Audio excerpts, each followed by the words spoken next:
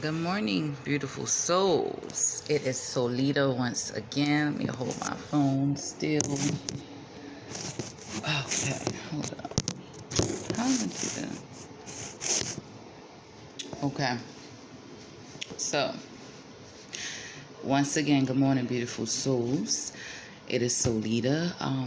I am here with a message about forgiveness. So today's topic is about forgiving them.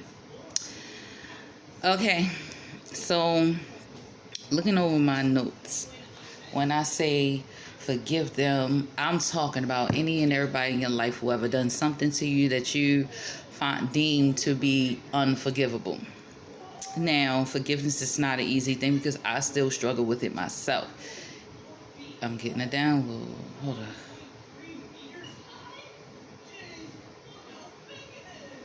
All right, so I'm sorry. I'm just trying to listen to what the Lord is telling me to do. So He's telling me be raw about my forgiveness journey. Okay. So with my forgiveness journey, it hasn't been easy because there are some things that I could easily get over within a matter of minutes, and then there are things that I've stayed angry about for years.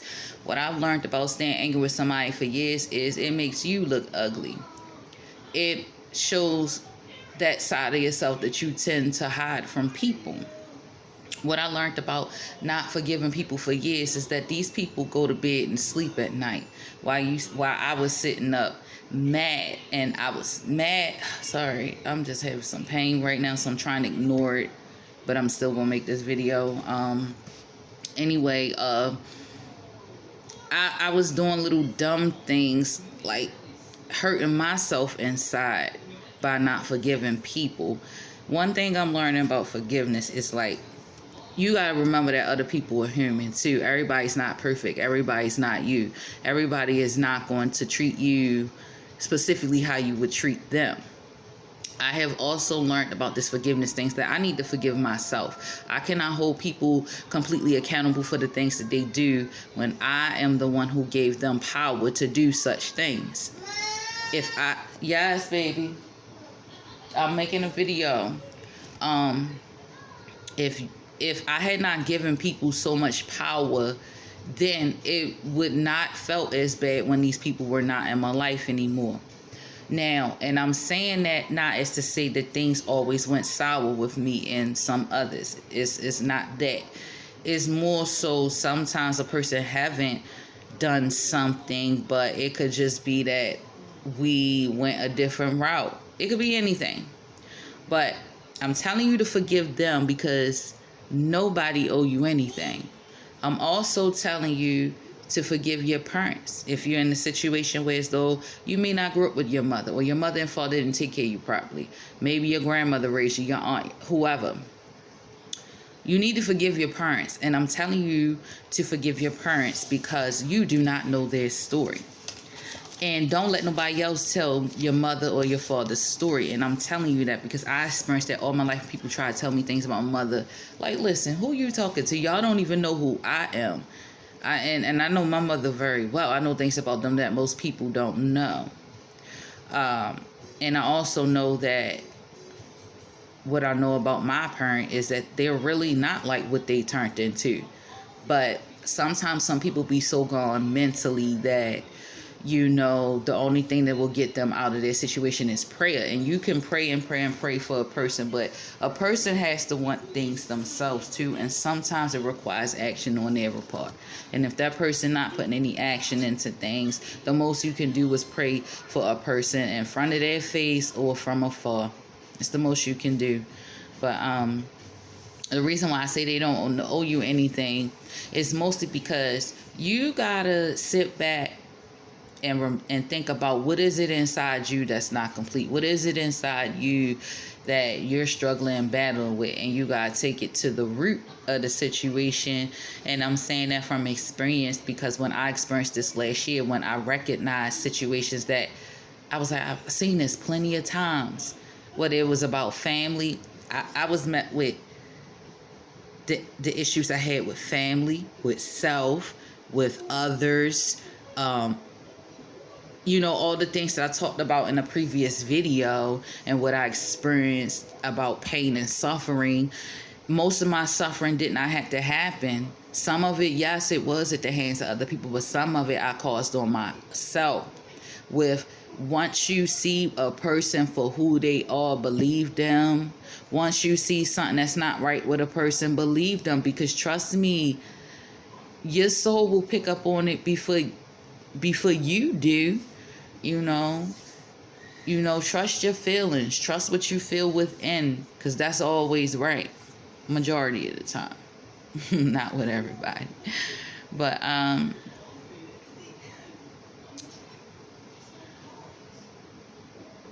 your parents have you.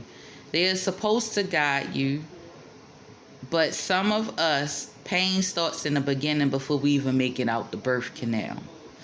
Unfortunately, that was what was designed for me, but that type of situation has helped me to be as strong as I am now. So I don't regret the family I grew up in. I don't regret the painful things I had to endure. I don't regret being in a violent household, not having things I need, because those things taught me to be humble. Those things taught me to be understanding and empathetic with other people. Even though it was a natural thing, but given the circumstances that I was born into, I'm really grateful for those experiences, though. Also, it helped me step into my power. So, like when I had to deal with people on the outside, one thing I can say about growing up in a family that don't take no crap from people is, like, when I was in positions that I had to defend myself. It wasn't hard, and I wasn't scared to, at all scared to do anything. But the downfall about it is, like, my old reactions was always quick to fight. I didn't want to talk. I wanted to knock you out, and that's the side of myself that I've been working on really hard. Because, no, I don't be getting into that. Now, I'm not going to say I haven't had an argument with anybody on the outside. It's been almost about 2 years now since that happened. But before then, it wasn't even happening for years because I've always had self-control. And I know to pick my battles more wisely than I did over 10 years ago. I already said all these things to make sense when you begin to... All right, everything starts to make sense when you begin to understand your parents' story. When you find out how their childhood was and things that happened to them. Because when you really, really, truly learn their story, then you can understand. My mom always told me her story since I was very, very young. Maybe too young to even know. But she would tell me because she knew that I could understand. And her story never changed. So that's what made me believe her. And then I always know when somebody is lying anyway, because liars have a particular habit. And then there are those really, really, really good liars. I still even be able to pick those out sometimes. Not all the time, because there are some tricksters out here. And we all get tricked up sometimes. But I'm not out here trying to always, be on the lookout for every single thing. It's just that when I'm met with things, I know how to deal with it. You have to free yourself, no matter how hard and painful it is, of that need of needing your mother and father. And the reason why I say that, because so many of us grow up mad at our parents still. You didn't do this, you didn't do that. Well, listen, they don't owe you anything. They were only the vessels here to get you here to this earth. That's it. Even though it is their responsibility to train you to go in the right way, still, it is still, they owe you nothing. They did what they came to do. Now the rest is on you. And I'm saying that from experience. I had the mother and father myself, which really wasn't such a bad thing, because in those times when I didn't have my physical mother and father, I've always had my real father, which is God, who in those times when I would cry in the dark or be so hurt because of how my mother's performing or what she's doing and saying to me at the time, or the absence of my father at the time, I used to go within and I used to sit in the dark. That was my thing. Because now I don't do stuff like that. I really don't like to sit in the dark. But as a kid, I used to sit in the dark and in the quietness. That was the only way that I had got some type of solace. And I'm thinking about a particular time when I was 12 years old. I always go back to the age when I was 12 years old. That is very significant to me. And when I'm having turmoil and trouble whenever I'm faced with opposition in my adult life, I go inward and I tap into my 12-year-old self. Okay. And I even have pictures of my 12-year-old self, but I tap into that person because that is the person that I can truly understand. That is the person that, under anything that I may put on, whether it's makeup or wig or whatever, that 12-year-old is still there. That 12-year-old is still innocent and full of life and laughter. So that's who I tap into when I'm faced with issues of anything. Acceptance is everything. You got to accept things for what they are, and accept things for what they was. If you accept things for what they are, like saying, if a person in your life, now y'all are in a position where so you got to choose either to be around each other, deal with each other, whatever the case is or not. It's kind of like accepting it for what it is, not trying to control the situation with people, but also accepting it for what it was, is meaning past tense. The word was that something had happened, but it's not important to keep dwelling on things if you're not doing it for the sake of healing. To go back on something that has always happened, because you cannot go back to tomorrow. All you can do is focus on today, and you can only go forward. You can't go backward. You can't go this way or that way. The only way is to go forward. You cannot change things that have already happened. You know, like once you said something to somebody, you can't take it back. You can't go back and rewrite yesterday. None of that works. The most you can do is create the future.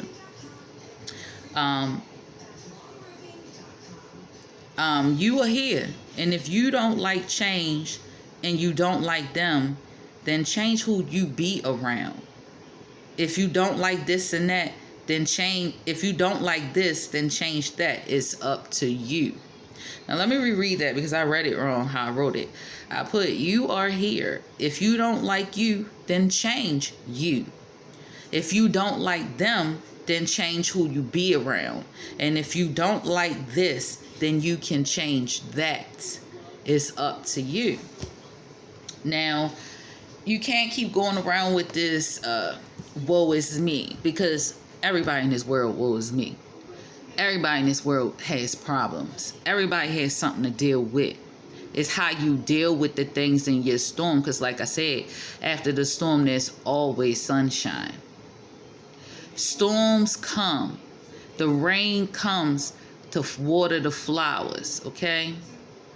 And once the rain leaves, what happens with the flowers? They continue to grow. So what does rain signifies? Crying. Cry it out. If you gotta be angry and punch a punching bag door, but don't go punching people in walls and stuff. That's unnecessary. There is a way to deal with your anger. You go with it and deal with your emotions. If you really want to better your relationship with your mother and father, as an adult, yes, you do have to go after your parents. A grown person ain't gonna go after another grown person. Not unless they truly love them and not afraid to wear their heart in their sleeve. But I'm going to tell you, if you're an adult and you got a child and you're not in their life and you want a relationship and you want to change it, okay, people, if you want to change things and really make things right with people wholeheartedly, you got to expect them to still be upset. And you got to accept the fact that they're going to be upset as long as it take them until they understand and feel safe that you are really there to stay and be in their life. If you are a parent and you're not in your child's life, you have no intention of making it better or having a good relationship, then stay the hell away from them and let them hate you from afar. That is their business. That is their right. You have no right to tell people they can't hate you. You can't even get mad at the fact if somebody don't like you, especially if you've done something very hurtful and painful to them. Accept that you had done it, forgive yourself, and move on. Because when you do that, they'll eventually forgive you. And if they don't, it is none of your business to care about who forgives you and who don't forgive you. Your only forgiveness you need to worry about is God's forgiveness. Okay?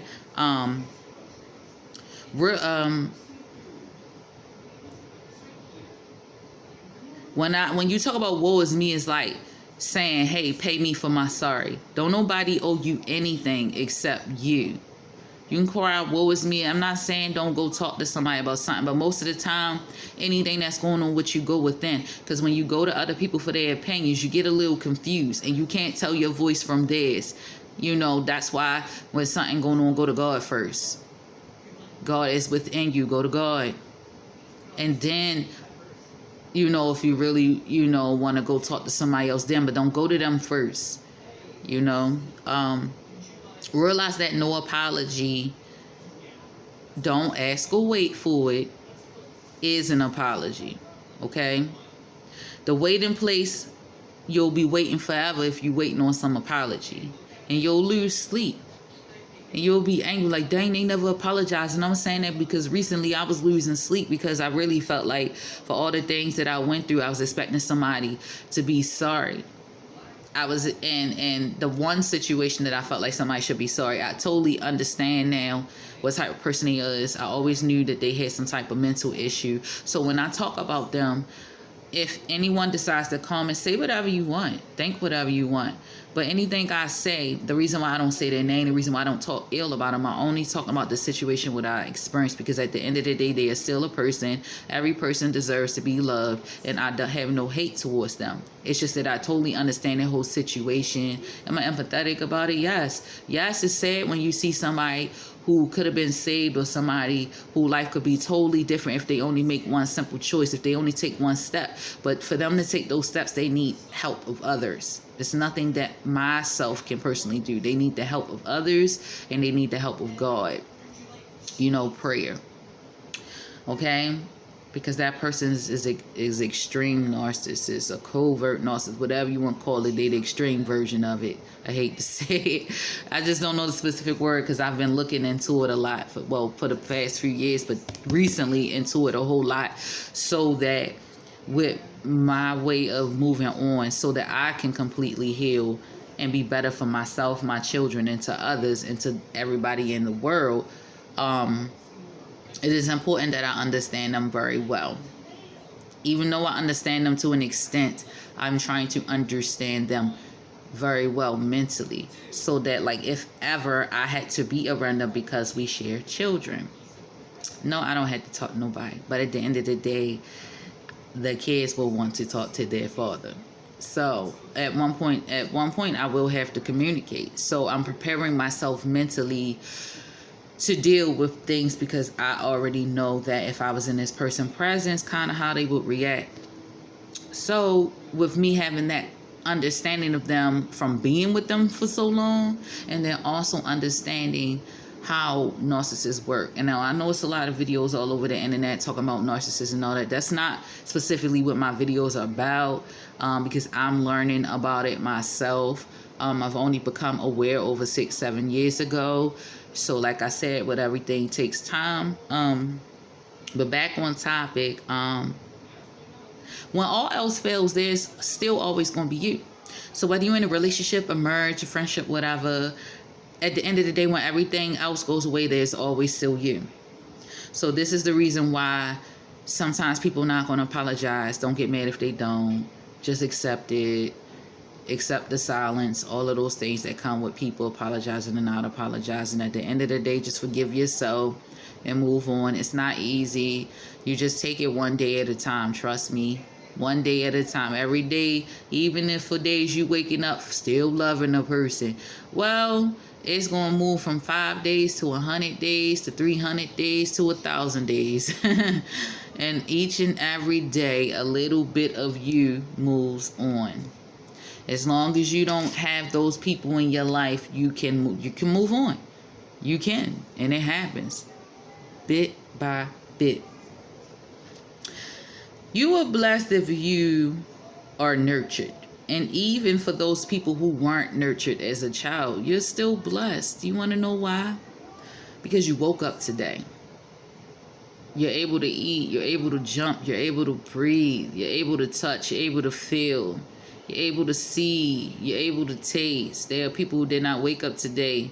There are people who are here on this earth and can't do some things that you can do. You know. So if you were nurtured, you are blessed. And don't go disrespecting your parents. Don't go disrespecting anybody or straying away from what you were given. Because what I've learned and noticed about people who have nurturing parents and parents that are guiding them in the right direction, they're usually the people who rebel. And I never understood why they would rebel. And it's because they would get mixed up with people who weren't nurtured, and they'll see how they are and think that that stuff is cool, or that they missing something, not really realizing they have what they need right in their face. And whatever they're seeking it outside when it's already within them because it was given to them. You get what I'm saying? Versus a person like me, I remember I used to be jealous when I would see other people have the parents that they needed and their parents love on them and take care of them properly. But then when I, over time I stop being jealous. Like I start saying what I'm jealous for when I'm watching all these people grow up in good environments and choose to go the bad way. And then I watch all the bad people grow in bad environments go the good way. So you see where I'm getting at, like how this goes with the rebellion thing? If you got good people in your life, a loving grandmother, grandfather, aunt, sister, whoever, if anybody is good to you, let them be good to you. But do not use them. Good people, strong-hearted people need love too. Don't keep going to these good people, using them of their resources, taking their energy from them. If you got a good person in your life, you cherish them. You want to know why? Because it's going to come a good time when all them bad people in your life is going to have you running, and it's always that one good person, that one person that you always run to. Do not abuse that. Because that's kind of like when you abuse that person, you're abusing God. God knows who's his. You don't get away with abusing his people. And it's a lot of people, they run around here self-serving, not taking things seriously, which I know is not easy for everybody. Because everybody don't have the same mind. We all are born separately. We all have different thoughts, different habits, different cultures, all kinds of things that come into place. I'm at the end of what I wrote, and all I'm gonna say is go forgive. Go forgive. It ain't easy, but choose to, so that you can have peace. The peace that I'm experiencing, I've been wanting it for years. Because at one point in time, I really wasn't at peace. Not in the environment I grew up. I was really angry. It's just so funny when I have conversations with people who may have done nothing to me, but we may not speak because our lives in different stages. And when it's brought up to me how I used to be, I'm not proud when I hear it, but I actually laugh when I hear it. Because I wish that person had showed up during this 10 years. But at the same time, God had already changed that person I was. And it was no point in me even reacting that way, because my situation could have ended in death possibly if I was acting like the old me. I hate to say it. It possibly could have, because I know how that person is and how far they would possibly go. So if I was acting in that violent manner that I used to run to instantaneously when I met with opposition from other people, when I was, it could have really went a whole nother way. And I'm glad the Lord removed me out of it, because I had a feeling like it was this one time we had an altercation, and I said to myself, damn, if they would do all of this, they would probably kill me. It was that serious. And I don't tell you guys all of this as for sympathy, because I don't need no sympathy. I'm not no victim. I'm a victor. A victor. I talk so crazy. But anyway, I